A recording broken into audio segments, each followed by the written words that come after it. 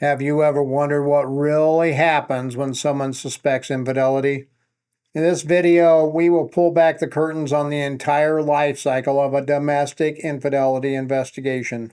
First, we need to understand the client's emotional landscape as well as the legal needs the client has. Every client will react in a different way when they suspect their spouse is cheating. And every client will want to hire a PI for differing reasons too. Some will just want to know if it is really happening or not. Some clients will want to know if it is happening around their children or at their home. Some clients want to know who it is with, and this is one of those most dangerous types of clients that we will discuss here in a little bit. And some clients will want us to get as much damaging intel as we can so they can divorce the bum and get as much as they can out of the assets involved. Now, regardless of why the client wants to hire you to investigate their spouse, there are some clear things that you need to first understand. This video is sponsored by OREP Insurance and Working PI Magazine. OREP is a leading provider of private investigator liability insurance. Visit orep.org for a quote today. The first thing you need to take into account when talking to the client is their emotional state. Now, don't be fooled. This is not always easy. You can't always tell the emotional state they're in just by listening to them as they tell you what is going on. You need to essentially do some basic interviewing and see how they react to some key questions. I always ask the client, what first made them suspicious? What triggered the thoughts that their spouse may be cheating on them? And believe me, this is a touchy subject to be sure. You are now delving into some pretty personal areas of their lives. They may talk about their husband or wife suddenly working late hours. They may mention things like frequently being out of town on business trips, and they may talk about the lack of intimacy in their relationship. Regardless of how they answer, you need to remain calm, professional, and be listening for cues as to the client's emotional condition. As they go through this process of recounting events, they will expose their true emotions most of the time. Now, I also ask the client what steps, what measures, what investigative tasks have they already done on their own. You need to know these things. Have they already compromised the investigation before you ever got a chance to start it? I had a client one time who was sure her husband was cheating. She even knew who he was seeing. She also knew every aspect of the affair, when they met, where they met, and, well, what they did during their rendezvous. She wanted us to get the goods on him, get the evidence so she could take him to the cleaners when she filed for divorce. Well, this definitely told me what emotional state she was in. It also cued me into the fact that she had already done some sleuthing herself. When I asked her what steps she had taken to help her gather all of this information, she was more than happy to tell me all that she had done. She was quite proud of herself and even thought that she would make a great PI. Well, come to find out, she had done some surveillance on her husband and on the suspected girlfriend herself. Yep, she took it upon herself to go out and watch them, take photos of them, take video, documenting it all, and getting burned in the process. So what do you do with that? Well, for me, not much. I'm sorry, ma'am, but I don't think there is much that we can do to help you. The integrity of the investigation has already been compromised. Suspicions of surveillance have already been raised, and if we go out and try to do more and they become aware, it could be construed as stalking. So essentially, she never became a client of ours. You have to draw the line somewhere, folks. And for me, that line definitely is drawn when the client has taken steps that compromise the investigation.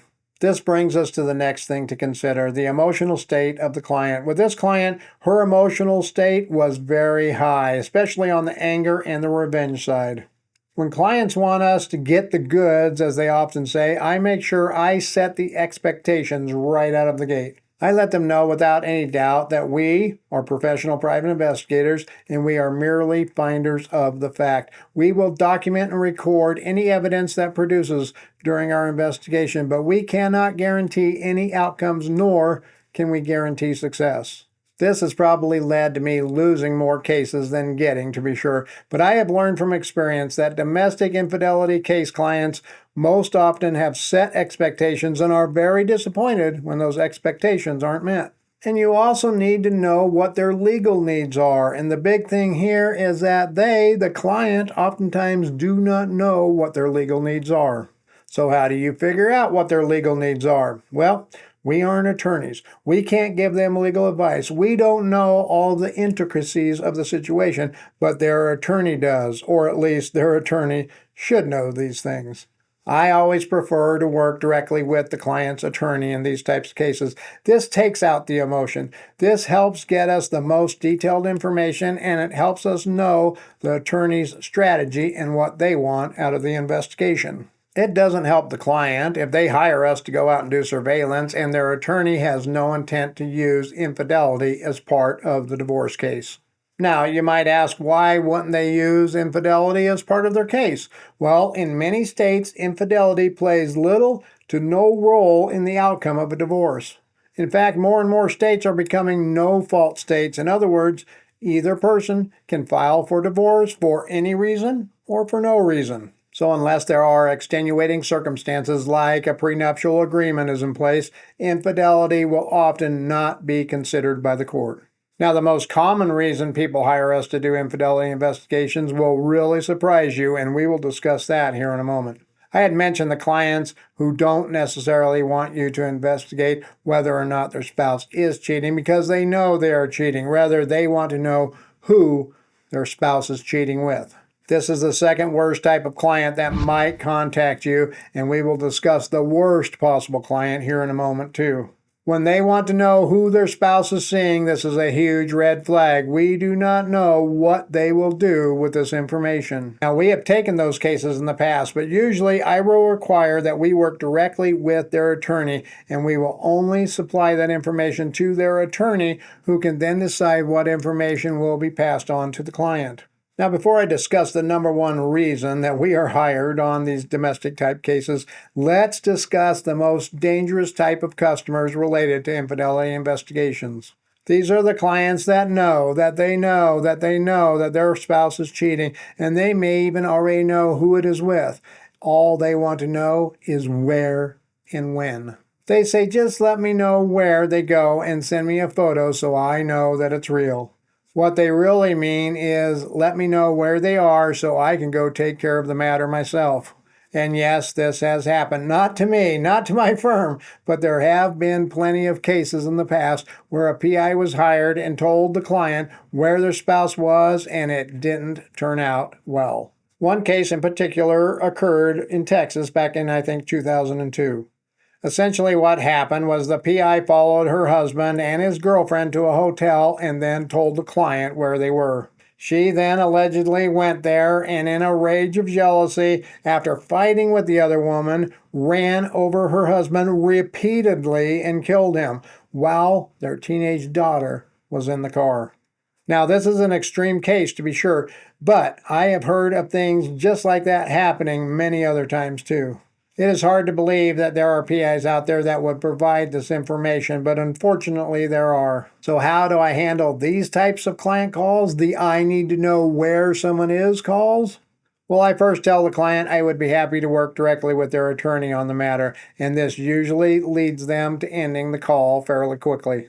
I then make sure I post something on our state PI listserv, giving some details about the caller and the request, and warning other PIs that they may be calling them too, and the challenges involved. But the need to get as much evidence as they can, the need to know who their spouse is cheating with, and the need to know where their spouse is are not the most common infidelity calls we get. The most common calls are the ones that just want to know if it is really happening or not. We call these the peace of mind clients. I know it will be unsettling if we find out that their spouse is cheating, but if they aren't, that can be very helpful information too. We had a case one time where the wife was fearful that her husband was cheating. He started coming home late a couple nights a week, not terribly late, just an hour or two. When she asked him, he just said he was studying some things that he needed for work. Well, knowing what days it occurred, where he worked, and what vehicle he drove, it was very easy for us to put a tell on him, and what we discovered blew our minds along with the client's mind. We followed him for 3 weeks, and both of those days each week, I think it was a Tuesday and a Thursday, we followed him to a local trade school. We were able to observe him inside for the hour that he was there and documented every person that he interfaced with. When it was all done and said, we discovered he was taking his GED classes. You see, his employer required him to have a high school diploma or equivalent to consider him for a promotion, and he was embarrassed to tell his wife that he dropped out of high school. This was a best-case scenario for the client. She was elated with our findings, and to my knowledge, he got the promotion, and they are still happily married to this day. Now, if you enjoyed this video, really quick, go down, hit that thumbs up, and click that join button to learn about all of the perks of becoming a PI Guide channel member.